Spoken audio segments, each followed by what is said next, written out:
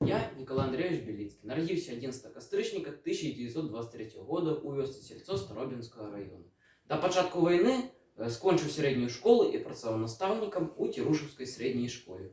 Увосень чакаў прызыву ў рады арміі, а пасля часовай акупацыі нямецка-фашысцкімі войскамі працаваў на гаспадарцы бацькоў. Я з'яўляюсь удзельнікам Вялікай Айчыннай вайны.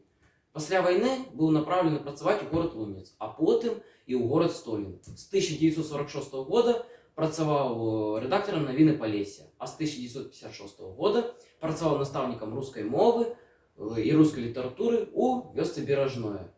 З 1975 года пачаў працу па стварэнні музея гісторыі Беражнога і музея гісторыі Беражноўскай школы. У школьным музеі я хочу пазнаёміць вас з наступнымі экспазіцыямі. Школа царкоўнай грамоты. Яна была адкрыта ў 1888 годзе, але да гэтага навучанне было ў вёсцы Плотніца. Але гэтага вучоба патрабавала вялікіх затрат ад бацькоў.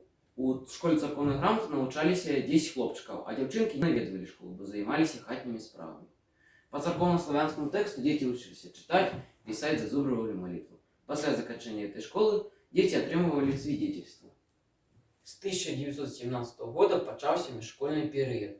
Дзеці навучаліся па хатах, арендованыя іхнімі бацькамі. Навучаліся яны па старых кнігах, бо вышла грамадзянская вайна. Гэты перыяд працягваўся да 1921 года, пакуль тэрыторыі заходняй Беларусі не адышлі да Польшы. З 1922 года пачаліся заняткі ў польскай школе. Яны праводзіліся толькі на польскай мове. Бацькі патрабавалі навучання на беларускам, але безвынікова. Навучанне тады лічылася абавязковым. Не наведваў школу, плаціў штраф 10 злотых. За малейшую шаласць дзяцей наказвалі розгамі, ставілі на калені, аставлялі без абеду. Білі лінейкай па руках. Гэты прыём называўся «дай лапу». Аднім з знакамітых дырэктараў у той час быў Уладзіслаў Кіёўскі. Вучні яго называлі добры, ветлівы, гуманны чалавек, а ў 1939 годзе ён спас вёску Беражное ад знішчэння. Пасля ўступлення савецкіх войск на тэрыторыю заходняй Беларусі ў 1939 годзе у Столінскім раёне усталявалася савецкая ўлада, і ў Столінскім раёне была адкрыта школа з беларускай мовай навучання.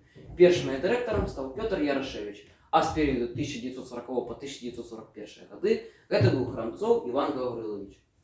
У чэрвені 1941 года нямецка-фашысцкія войскі ўступілі ў вёску Беражное. 3 гады працягвалася акупацыя, вучняў у школе не было, будынак быў спалены.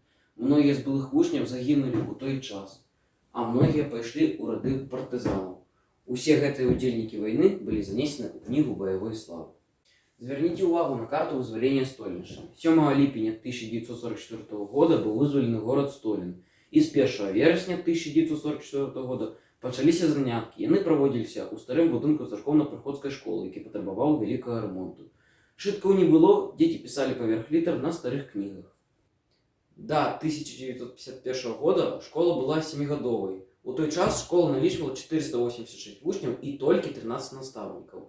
А ў 1954 годзе быў першы выпуск, які атрымаў атэстат сталасці. У 1966 годзе было прынята рашэнне калгасам аб выдзяленні сродак на пастройку новага будынка школы. Будынак будаваўся з 1967 года па 1969 гады. Пасля заканчэння нашай школы многія з выпускнікоў пайшлі ў вышэйшыя навучальныя установы, сталі знакамітымі вучонымі, прафесійнымі ваеннымі, а некаторыя удзельнічалі ў вайне ў Афганістане, напрыклад, Германович Іван Аркадьевич. Николай Андреевич Белицкий пакінуў сваім нашчадкам і жыхарам вёскі Беражное летапіс «Гісторыя Беражнога» і летапіс «Гісторыя Беражноўскай школы» і музей гісторыі Беражнога і музей гісторыі Беражноўскай школы, над якім працаваў больш за 40 гадоў. Дзякую за ўвагу і бывайце!